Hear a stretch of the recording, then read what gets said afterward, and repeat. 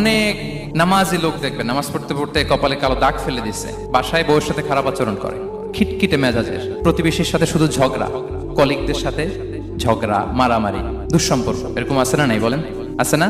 কিন্তু নামাজি, অনেক বড় হাজি, একদিনও কোরআন তেলাওয়াত মিস হয় না।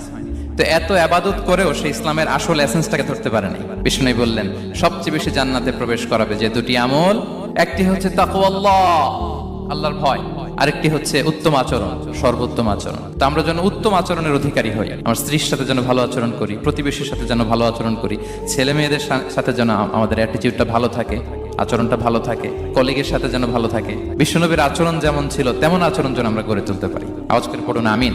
সুনানে আবু দাউদের এক বর্ণনা বিষ্ণু ইসলাম বলেন, খুব চমৎকার একটি হাদিস, মনোযোগ দিয়ে শুনুন। তিনি বলেন, আনা যাইনুন বিবাইতিন ফি রাবাদিল জান্নাতি লিমান তারাকাল মিরাআ ওয়া ইন কানা মুহিক্কান। আমি ওই ব্যক্তিকে জান্নাতের আঙ্গিনায় একটা ঘরের গ্যারান্টি দেই যে ব্যক্তি তর্ক করার